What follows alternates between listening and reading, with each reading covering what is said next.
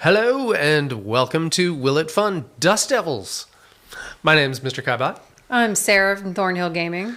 And we just played this last night, and we did. have some opinions. We do. Yeah. So I played this system about 15 years ago for the first time, and it has stuck in my head since that time.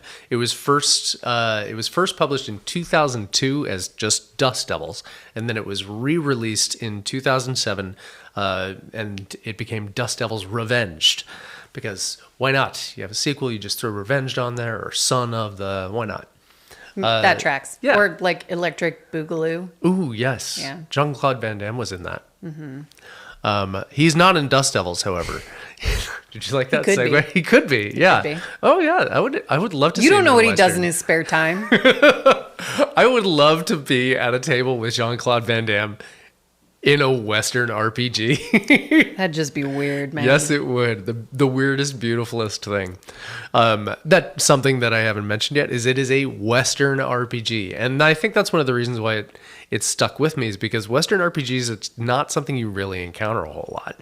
Like most of the RPGs out there are like, this is, you've got noir stuff, you've got some horror stuff, you've got tons of magic fantasy biz, but Western's kind of an outlier. Like there are very few systems, and frankly, this is the only one that I've played. I've only heard of.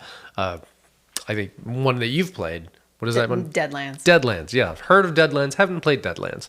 So this one is not only unique because it is a Western, but it is not dice related. Like this is a weird one in the sense that you play this game with a deck of cards and poker chips or just pennies or whatever you have around. So if you don't have like your standard 7 set of RPG dice, like you could just have a deck already, likely. Who doesn't have like 5 decks of cards somewhere stashed in a drawer that you never pay attention to? Like, just prove me wrong. Everybody has one. It's gonna be in your house. Somebody snuck it in when you weren't looking. It sits in the junk drawer. It's in the bottom of like a game cabinet. Everybody's got one. Yeah. I have several. I don't know where half of them came from. I was gifted one from the American Embassy in Sofia, Bulgaria. You were gifted one? I was gifted one. Like that's a strong word for a deck of cards. Well, it was like I won't say it's an heirloom, but it's like my great aunt or something had a deck of cards that she got from the American Embassy in Sofia, Bulgaria, and I've hung on to it because it's like, well, this is weird enough to keep. Why not? And it's just more interesting than a standard deck of cards that you'd get at the corner store for like $4.50. All right. Yeah, plays fine. So yeah, all you need for this is your standard deck of playing cards, including the jokers, and that's pretty important. And then you just need some kind of token. It doesn't have to be poker chips, but poker chips do feel nice.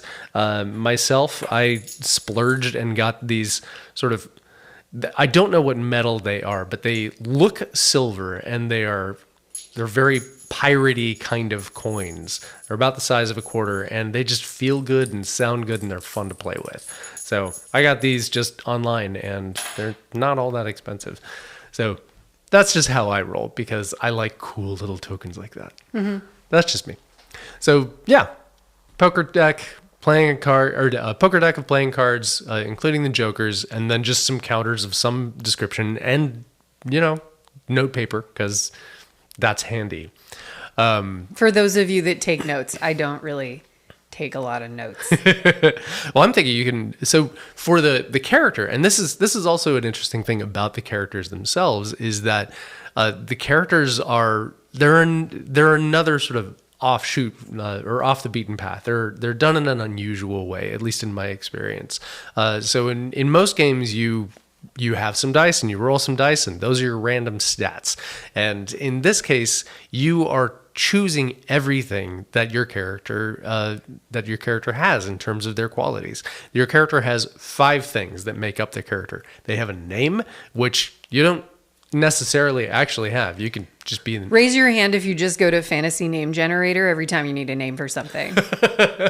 Doesn't matter. I do that for all of the randos in my games. Like I'll just like get a list of those and put them on the back of the I've been GM known sheet. to sit at a table behind my GM screen going, his name is refresh. Yep. Okay, it's this one. Because I don't hate that one. That's what I'll do like the week before, and I'll just do it 60 times and I'll have 20 names that I like, and it works out generally pretty well. So the characters have their name. Optionally, you could also just be like the nameless stranger that's wandering through town, which is totally a Western vibe. The characters have 2 traits, and those traits are something like you're mean as a snake, or your character last night was great, cuddly as a cactus, and you played that to the hilt. I very much enjoyed that. Or you could be sweet as pie. Or fast hands, like anything that you can think of as the way that I described it is somebody else is talking about your character. What are 2 things they would say to describe you as a character? And that's an easy way to sort of like, oh, okay, right, I'm going to put that perspective on it. So 2 things that describe you as a character. You have your past and your present. So I was a Union soldier, and I am a gun runner, or I am a sheriff. So those things you don't want to skimp out on those. You don't just want to be like, I was a person and now I'm another person. Like you really want to be able to have like a clear sense of who these people are. It's distilling your backstory into what someone would tell somebody about you in 2 minutes if they were about to meet you. Yeah, it's very shorthand. And I think that's another way that it really sort of dives into that Western aesthetic is like, okay, well, how do you know these people? You know them because you've got the most distilled information in like the first 30 seconds. And oh yeah, cool. I know exactly who this person is. Honestly, it also may or may not be true. Because let's face it, cell phones and social media didn't exist. Yeah. So it was reputation. And it could one town you punch a guy, the next town over, they're like, oh my God, he killed 3 dudes. You're like, no, I didn't. Yes, you did. Oh, I was a murderer. Yeah. Well, maybe not. Yeah, it could also be lies. Like this. So you've got your name, you've got 2 traits, you've got your past and your present. That's 3 things. The 4th thing is your stats, and we'll get into those in a minute. And the 5th thing is arguably the most important, and that is your devil. So your devil is the thing about your character that they carry with them that affects them on a daily basis. It's the thing they just can't shake. It affects most of your decisions. So the devil is obviously like where it's why the name is what it is, Dust Devils. And the devil can be so fun to play with. Now, all of these things not only have have sort of a flavor sense, but they also all have mechanical value. So your traits determine how many cards you get in addition to the stats. And then if your devil is involved, you get more cards. And then depending on whether or not your past or your present is relevant, that's how you decide how many cards you get to draw. So all of these things like are very useful, except for your name. And that's honestly why it's optional. It's like, this has no mechanical value. It's purely for flavor. I don't know why I get hung up on like, you don't need a name. You're really stuck on that, man. There are plenty of Westerns, like classic Westerns that just, there's a major character that does not ever speak their name, and people either call them by like a nickname that they just made up or by some hearsay name. Like Fistful of Dollars is the first movie that Clint Eastwood had in the series of 3, arguably series of 4 if you include Unforgiven. We've turned into a movie review podcast. We have, yes. And this guy has a different name in every movie because somebody's calling him something else and they don't explain why. So yeah, it's a thing that I just love. Anyway, we're going to move on from that because I can clearly talk about it for longer than it's necessary. Okay. And next. Okay, so now we're going to talk about stats. So the fun thing about stats is that the stats for your characters are based on the suits of card, or the 4 suits of card deck. Oh my God. They've assigned physical traits, your stats. Yeah. To suits of the cards. Right. So they're spades, hearts, diamonds, and clubs. Spades is shorthand for your hands, and that's how physically capable you are.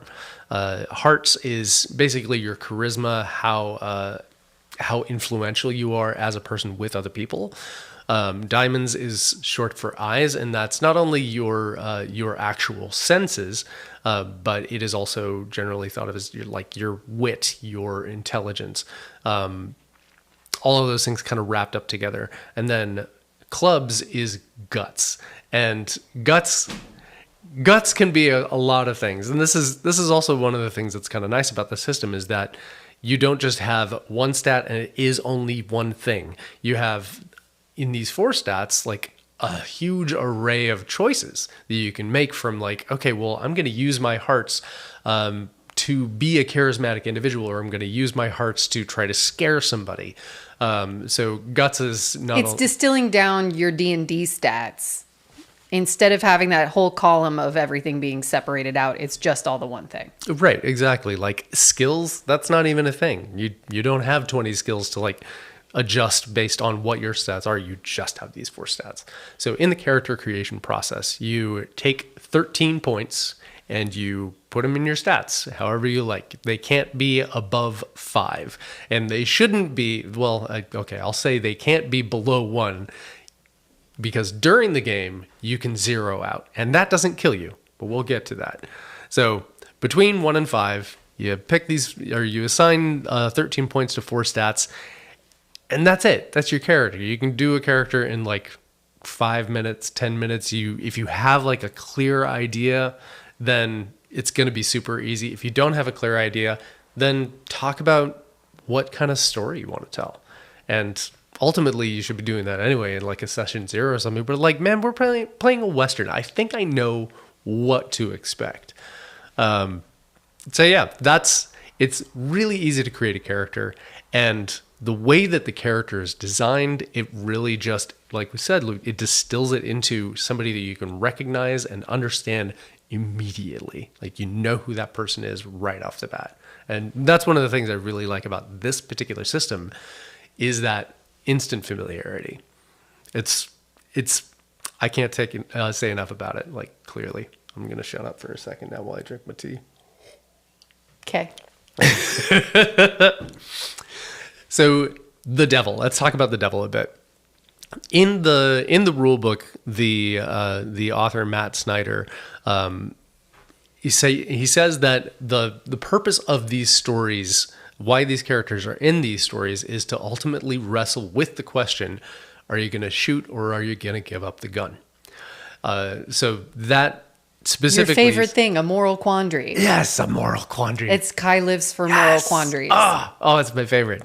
Yeah, okay, so maybe that's another reason why I love this system, is just you can't really just pussyfoot your way through it. You need to make choices. You need to have problems. You need to struggle, and that's the entire point of the system. I will say that's how I ran the 2 games that I've run myself, with the 2 groups that I've run, and that is how I think that this system was designed, but doesn't require that. You could absolutely have a Blazing Saddles version of this.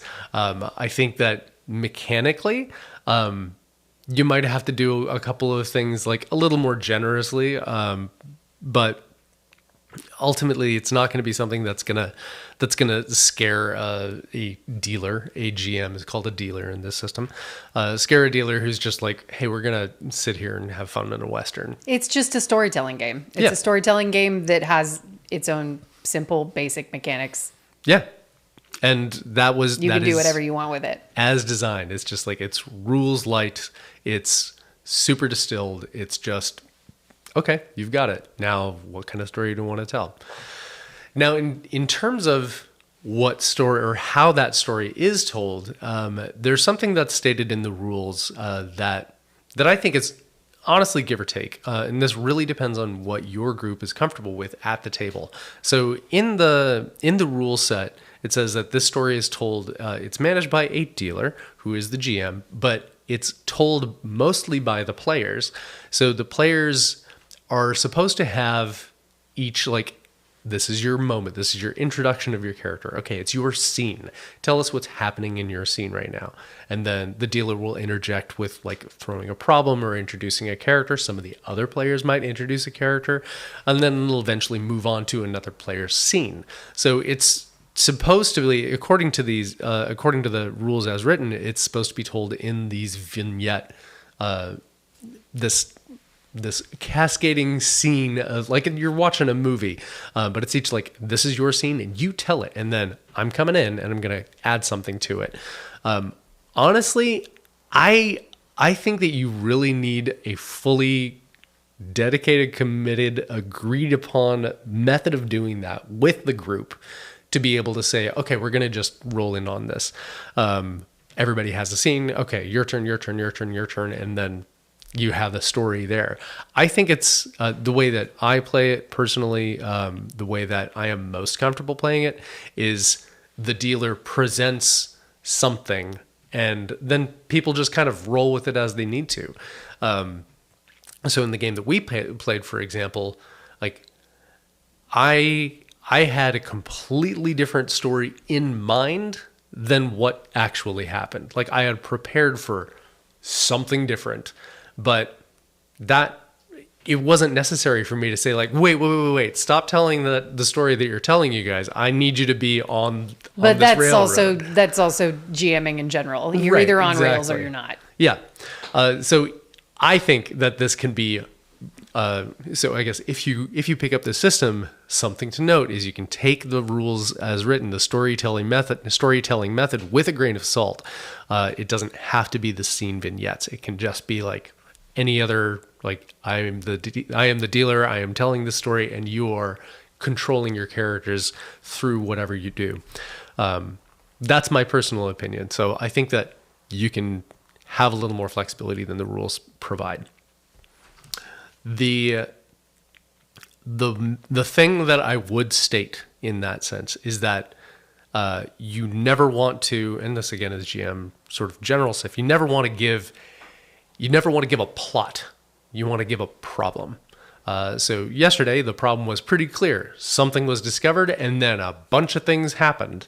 You'll have to watch it. Yes. We're not getting more specific than that. No, that's it. I had a great time completely jettisoning all of my plans and just letting you guys do what you did. It was a beautiful, beautiful mess, and I loved it so much. So again, gave you a problem, and then you ran with it. So yeah, that sort of brings us to, well, okay, well, what happens in this story? Like, why is this system? How does this system handle like difficulties or challenges? So the deck of cards comes in when something happens and the outcome is uncertain. So let's say that where you would use dice, you use cards. Yeah. I'm feeling very succinct today. It's like, it is this. Done. It is true. I think that in terms of like how things can go for like go to challenge, next challenge. I think that Dust Devils, at least the way that I perceive it, and this isn't written strictly in the rules, I think that there are fewer challenges than you would have in D&D.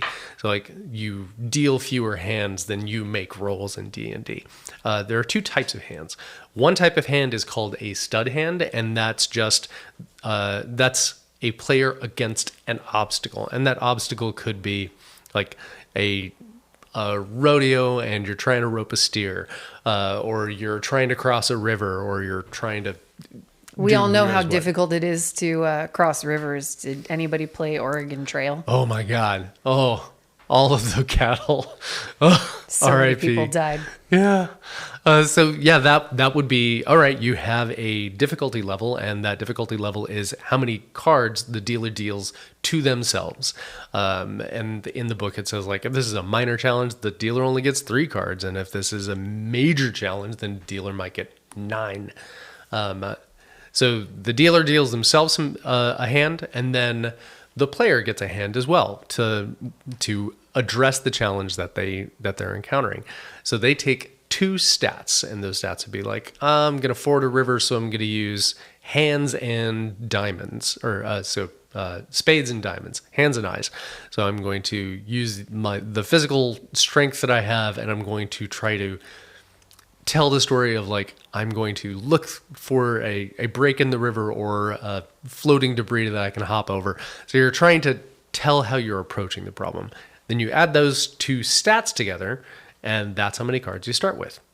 Then you add the level of your devil, and your devil can be 1, 2, or 3, depending on how heavy is the monkey on your shoulder today.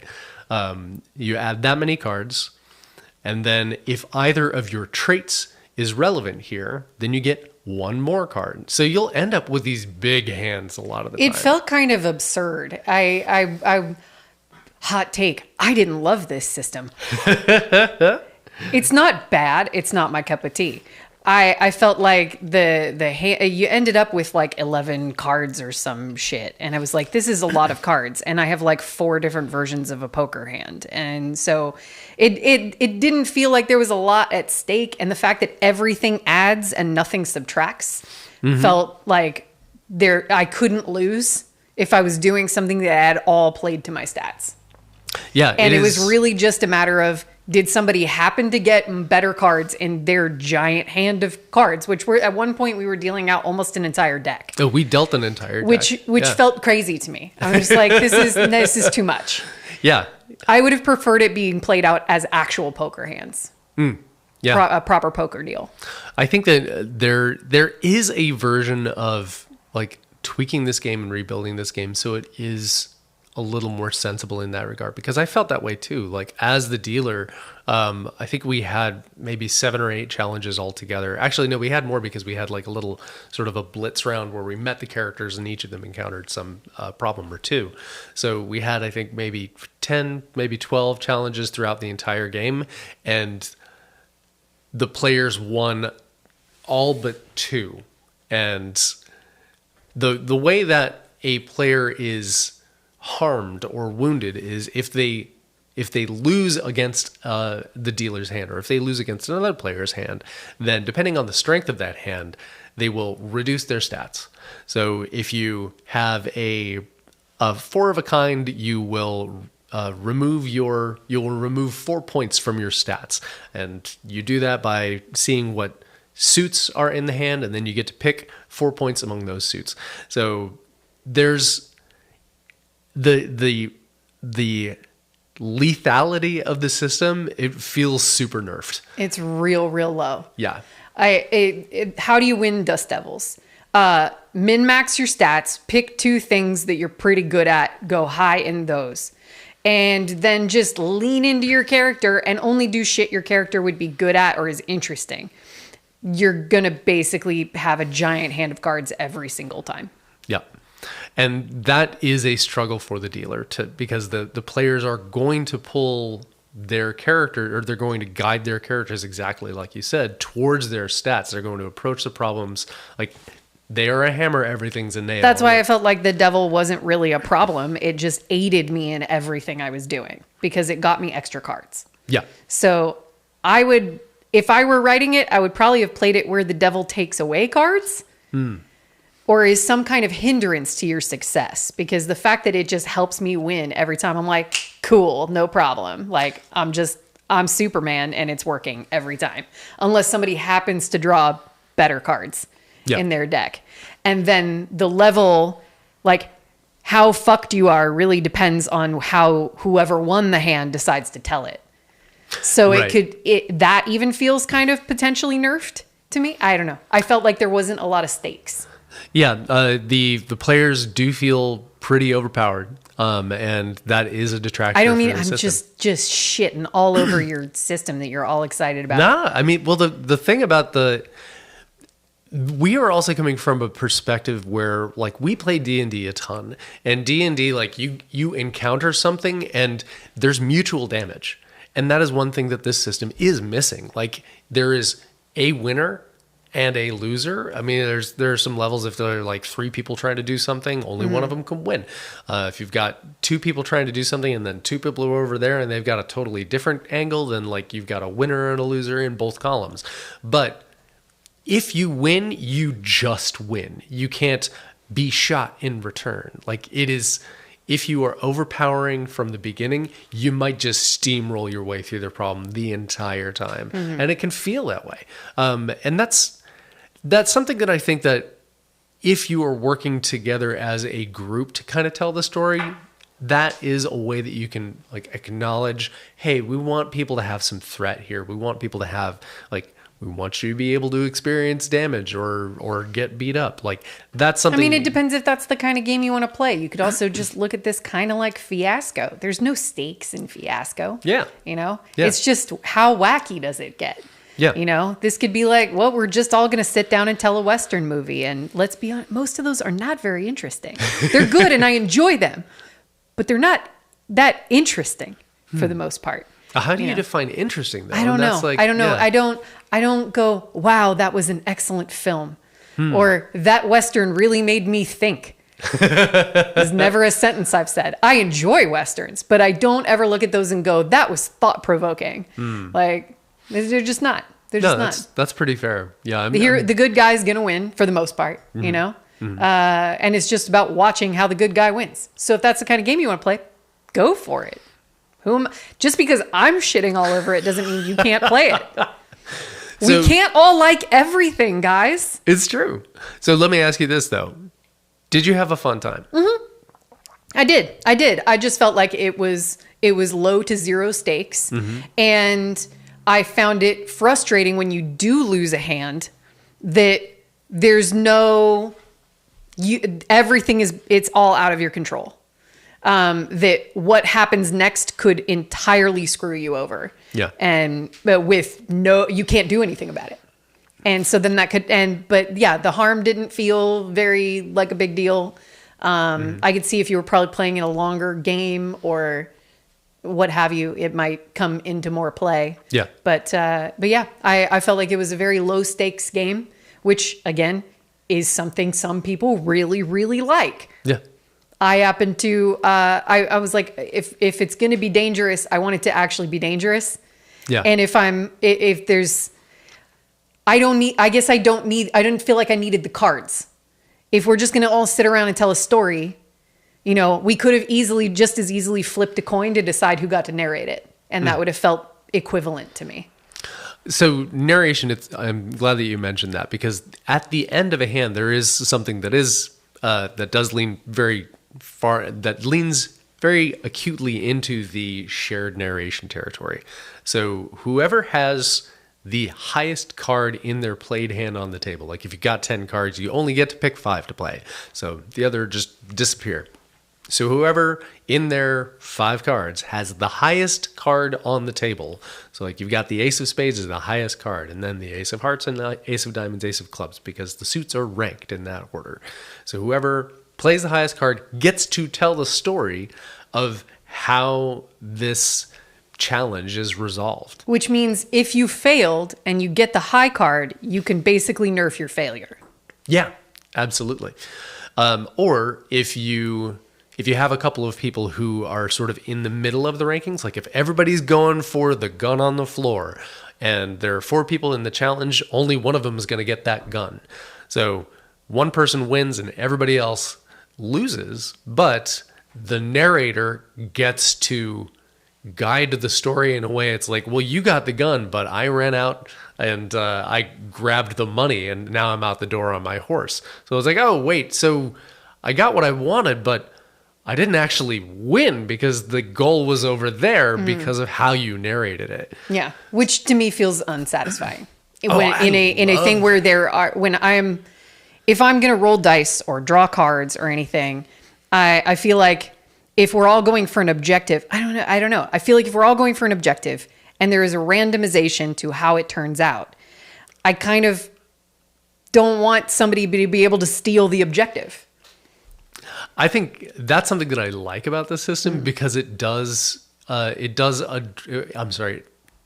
can It doesn't by default, but it can address those concerns of like, well, I feel overpowered. It's like, well, in a hand, the first thing you do is you state your goal. It's like, I'm going to shoot that person, or I'm going to jump over the wall to escape, or I'm going to whatever you want to do. So everybody states their objective, and then you play out the hand, and then you see who wins and who doesn't. So those objectives, like, you can work your way around those if you're the narrator. So sometimes you might have a fantastic hand, but all in low cards. You're like, you know what? I'm willing to lose this and play my highest card so I can narrate my way around the problem. And I think that in a short game, and you'd mentioned this earlier, but like in a short game, like there's a very small amount of time that you have to explore these characters, explore the problem, and enjoy the story. And I think that Dust Devils in its best form is played over a long period of time. Let's talk about poker chips for a second, because poker chips it becomes your currency. Like there's no That's actual. fair. I kind of felt like they were useless because they just add more cards, guys. They add more cards. So now your already absurd hand is bigger. Cool. Congrats. So there are a couple of ways to spend poker chips. Like you say, you can buy one card, so your hand is bigger. You can draw an extra card. Each of those things cost 1 coin. Or you can fold. You can pay 1 coin to just get out of the hand entirely and remove your character from that thing. Run away! You don't get to narrate, though. You're just like, I'm out. And somebody else gets to describe how that happens. So if you do take harm, and in a long period of a longer story, you will take some harm, hopefully. If you're just winning every hand, then somebody's doing something wrong.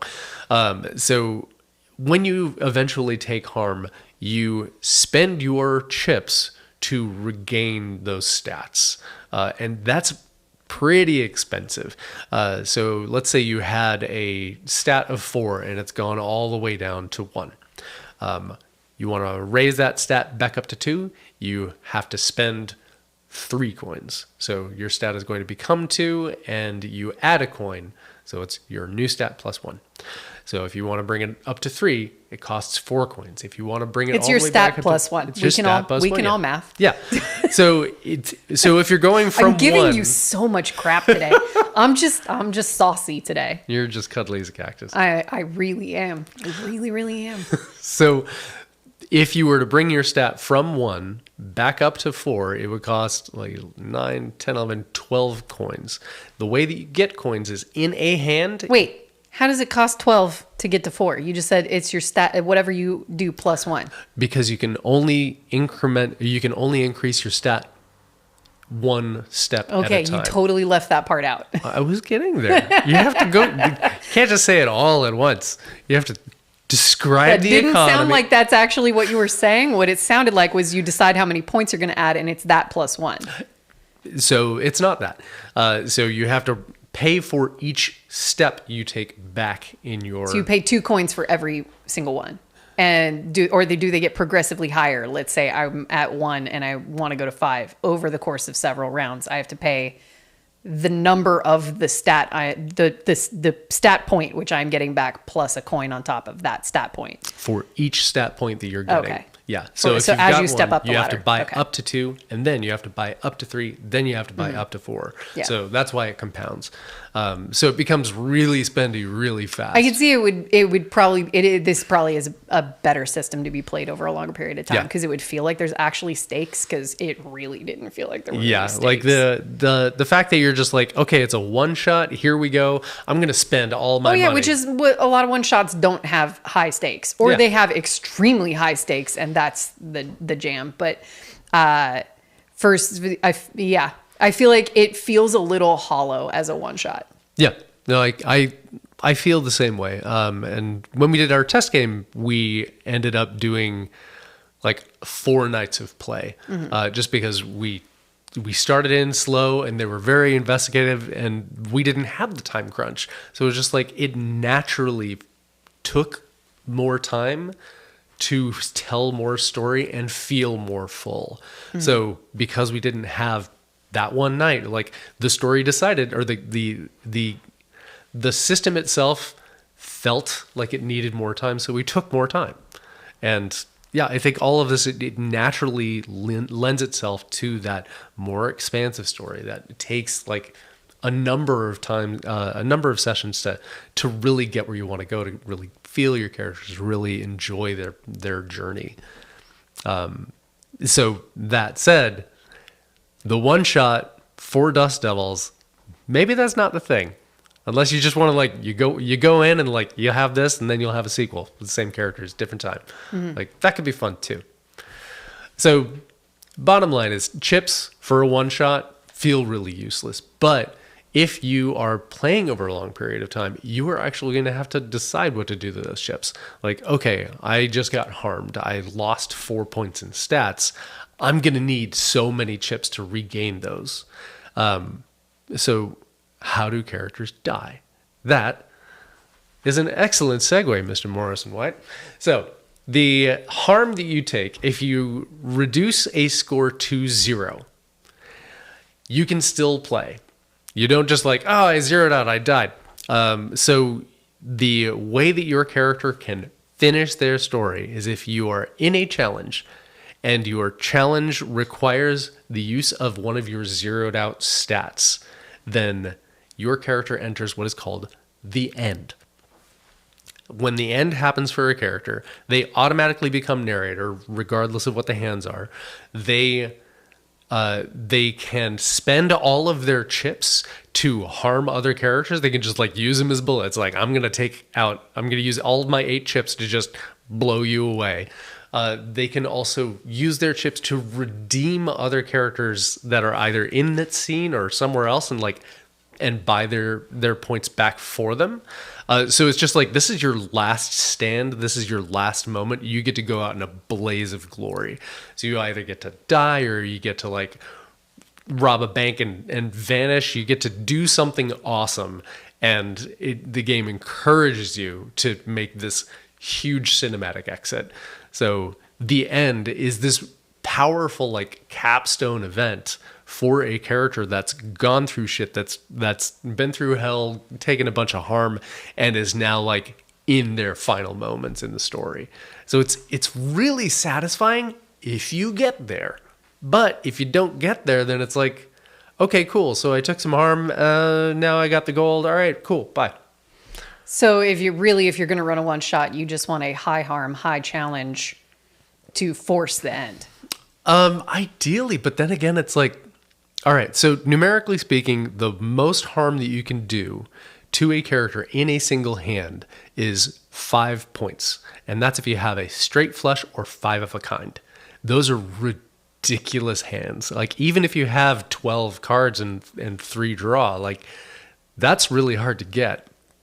Which also puts you in like sort of the square in the middle of the pack almost all of the time, which is what also felt unsatisfying. Yeah, so we had like, oh man, we had 4 or 5 full houses. We had so many straights and full houses. It was it was just kind of stupid. Yeah. So, but if you're getting like 12 to 15 cards every time, of course you're going to have that. Yeah. So like your odds of getting that are real high.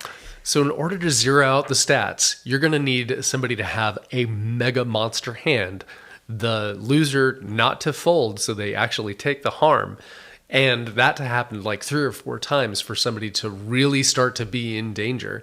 So you're going to have to really be cruel to these people if you're going to bring somebody to the end in one shot. I think that'd be more interesting. I think it could happen. It could happen, but... So something that happened in the test game, and there was a character that you never met called Whistling Jane Keller, who is obsessed with silver, and she showed up, and there was a shootout with some of the characters, and Whistling Jane is just like super super OP. So she got like 16 cards, and she got a 5 of a kind. It was amazing, and then. And everybody was terrified. Just like, you get 5 of a kind, audience, because jokers are wild. Right. That's why jokers are important. So she got 5 of a kind. Felt like we fully skipped that. So I just was like, people are going to be like, why is there 5 of a kind? So There Oh, you go. Yeah. well, yes. Jokers are that's wild. why you need jokers in the deck. So the 5 of a kind does 5 harm, and one character took 5 harm, and he was terrified. This was Tony. Poor Tony got shot, and he was like, "Oh my god, I'm gonna take 5 harm," and then he removed 5 from his character, and he was like, "Oh, never mind, I'm fine." Yeah, that's kind I'm of how I cool. felt. It's Yeah. like, nah, I'm good. So I have to murder you so many times. Like I have to put Or you in adjust where you don't get so many cards. Yeah. And make it, if you dealt that out like an actual poker hand, I bet you it'd feel a lot scarier. Yeah. Yeah. So there's got to be some kind of homebrew there where you boil it down. Boiled is already boiled down system more. Like your mom's flavorless corned beef. Oh God. It just tastes like salt and nothing. Oh my God. I love corned beef too. But I'm very fortunate my mom makes really good corned beef. I just threw that out there. Man. It's just like, I was like, what's a thing that people boil? Yeah, that'll do it. So yeah, in terms of like how to make this like a threatening, risky, scary system, because like honestly, a Western should feel that way. Like you're gonna need to do. It also doesn't necessarily need to. Guys, Star Wars was based on Westerns. Do you know how many of those shots miss? Like all of them. There's no stakes in a lot of Westerns either. Yeah. Clint Eastwood's probably gonna Get live. shot so many times and still win. The fuck? And amusingly, like the system, I swear I like Westerns. the system does cover that, where it's just like, yeah, this is a place where you can get shot and then just like go drink a whiskey about Rub it. some dirt in it and Yeah. walk it off. Yep, you're fine. Okay, I'm just gonna reload and go again. So the system is built for a thing that may not feel exciting in the moment. And I think that honestly, if you like Westerns, if you like playing cards, if you don't mind having a hand of like 11, 12, 14 cards, like you can have some fun with this. Like just go gonzo and enjoy it.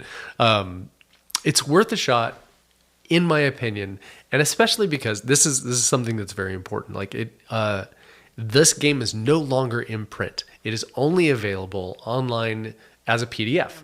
So DriveThruRPG.com has the game for $10, and the game is not only Dust Devils, but it's also 3 other skins of the game. There's Death Wish, which is like spies and espionage. There's Ronin, which is samurai drama. And then there's Concrete Angels, which is just an awesome title, which is neo-noir. So you actually have 4 versions of the same game all wrapped into one for $10. And I think that is super worth the price if you're interested in this kind of system, or you're interested in just like trying this weird kind of game that RPG with cards. Where do you see that? So I think that it's worth it if that's of interest to you. But keep in mind, like, yeah, these stories aren't going to be like, oh my God, I did 60 damage and I'm on death's door all of a sudden in that one round, and we've got 4 more rounds to go, y'all, because I think we're going to kill the bad guy. Yeah. Or it could be you're fucked instantly because the narrator decided. Yeah. Like in the game also last night, like NPCs, they have no hands. They have no hit points. Like I'm not going to force you to whittle down an NPC, because narratively speaking, it's not going to be interesting if everybody's like shooting each other and nobody dies. So I don't know. I think you could play out a gunfight. I mean, it you would could be fine. Yeah, it would just take a long ass time. So does D&D. Well, yeah, but that's not the point. This is a story game. D&D is like It's half true. a story It game is. and half of a fighting game. It It's not is. like 80% of fighting. That game. is accurate. Yeah. So I think that from the story aspect, you can really like do whatever you want with it. The core of the system is like you've got these really these beautifully succinct, this tightly wrapped character. You know who they are because they're all tropes. It's just like list all your tropes. Oh, cool. Now I know who that is. So this this system is built for story, and yeah, the mechanics, maybe they're a little OP, but yeah, like you said, like Westerns are kind of OP. The good guys probably gonna live, and if they don't, like it's an even more enjoyable story because you're like, I can't believe you died. Oh my god! And you sacrificed yourself, and then you redeem somebody over here, and you murdered the bad guy real hard. Like you can really have these fun moments. But I do think it's gonna take a time to get there. Like you're gonna need a little while, and some people are gonna enjoy that, some people won't. So yeah, I think that it was fun. I had a ton of fun running it, with both groups doing wildly different things. And everybody seemed to enjoy that. I've heard that from both groups that it was like, oh man, this was fun. I didn't get hurt like at all, but it was super fun. So I think it was fun, but would I pick it as a system? No. There it is. You are very succinct today. I am.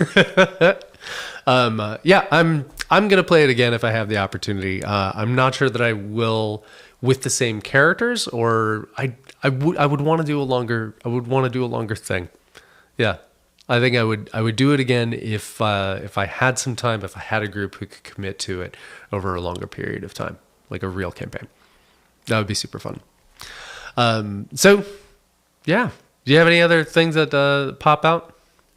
No.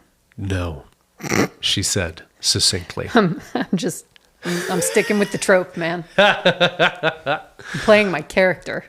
Yeah, cuddly as a cactus. I think that's as good an end to the show as anything. Yep. So like and subscribe.